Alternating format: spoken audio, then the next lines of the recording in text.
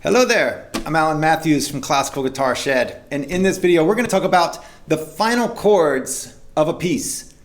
Do you just play them? How do you play them? What do you do with them? What do you think about when you see the final chords of a piece, and how do you make them most beautiful so that it just ends the piece with that special moment? That's what we're going to talk about in this video. If you enjoy it, please subscribe to this channel.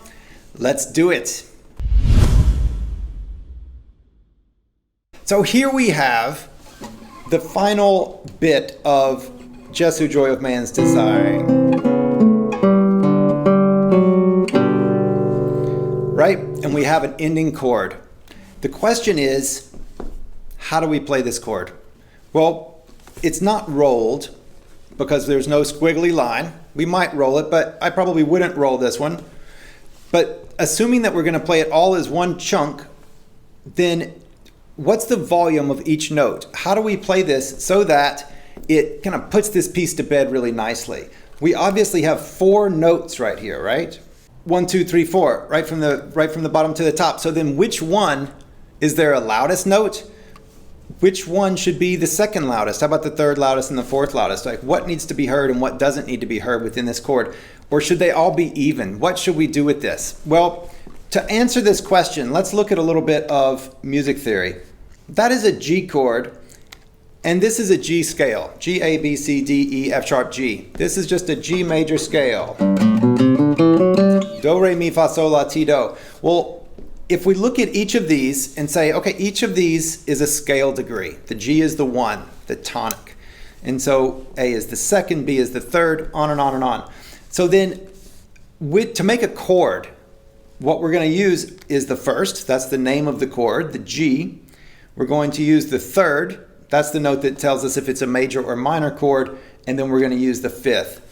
And so then we put these together and we have G, B, and D. And if we look at this, then that's also exactly what we have in our other chord that we just played. So then which one of those is the interesting note? And the answer is, do you know it? Do you know it? The answer is the third, because it is the one that's major and minor. By the end of the piece, we know what the key center is. We know where we're going. Is there any question where we're going here? No, we know exactly where we're going. We're going to the G chord. We've been using the entire piece has been setting us up to bring us home to this G. We know the G. The D, the fifth of the chord, it's kind of almost repeating the G. It doesn't add a lot. So if we have that boom,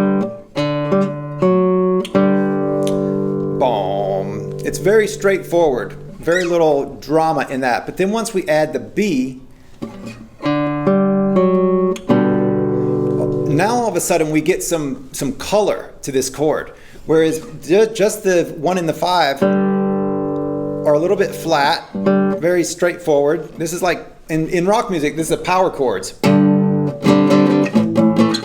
Is just 1 and 5. There is no major or minor. And there's different reasons for that. But with this G chord, the B is going to be the note that adds the most drama. And if it's minor, you can really hear it. So then going back to the Jesu Joy of man's desiring in this final chord right here, then we can find in there which is the B. And it's the second note right there. Now, you can also find out, you can also just look at this very quickly and see if the notes are stacked, 1, 2, 3, space, space, space, or line, line, line, it'll be the middle one. So chances are, if you've got that, then you can see that it'll be the middle one. So then whenever you do that, then how do you bring that note out? And the way to do that is you just poke that finger out a little bit further. See, it grabs more strings, and then you just close your hand. And so you can play around with balancing different notes out. So then now you know this is the B. We need to hear this note. It doesn't mean it needs to be loudest, but we definitely need to hear it because that is the interesting note. So then we also have, for this particular example, we also have a melody line.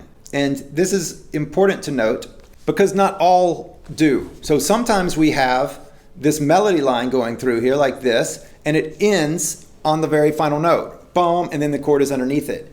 Other times, we don't have it. For instance, This is the ending of Barrios La Catedral, and we just have chord, chord, chord, and it's just, these are ending chords. We've gotten to the end, and it's just saying boom, boom, boom, and these are just the ending chords. There's not a melodic note in there. It's not something that you would sing necessarily. So we'll talk more about these chords in just a second.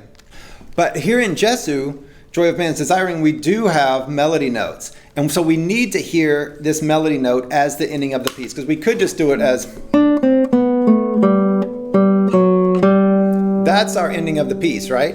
But then we also have this chord under it, in which we want to hear that B. So then we have a technical problem of bringing certain notes out. So we need that G to be the loudest note. That's number one. We want the 3 of the chord, that's this one right here, we want that to be second loudest. And then the other 2 can just go in. The low note will be there. The 5th of the chord generally can just be quiet. It's not really adding a lot of different variation to it, so you just pull it into the background. So then, to balance this chord, we need to hear this note, and just play the note separately so that you can know it. That's our melody note. And then the B is the next one. So just play those 2 and balance those so that the G is slightly louder, but we can really hear the B. Then add the other ones into it. Also, just for kicks, take the B out and listen to it without it, so that then you can hear it when you put it in. Dun, dun, there it is. So that way, we now have a specific way to balance this chord. We have something specific to do. We're not just throwing it away and grabbing it and like looking forward to our grand applause from all our adoring listeners. Instead, we're actually doing something all the way up to the very end of the piece. Here in La Catedral, we have our final chords. Is a B minor chord. High, middle, low. And so we do the exact same thing. What is the 3rd of the chord? It's the D in this case. So we can look, we have stack, stack, stack, so a line, line, line, and also a space, space, space right here. It's going to be the middle one. It's going to be the middle one. So that's the note that we need to bring out. And when it does, because there is no melody note, then we can balance that one loudest if we would like to. The high note usually takes care of itself because of its merit of being high. And so we can normally, and this is just all B's, B, B, B. Those are our 3 notes. So then up here,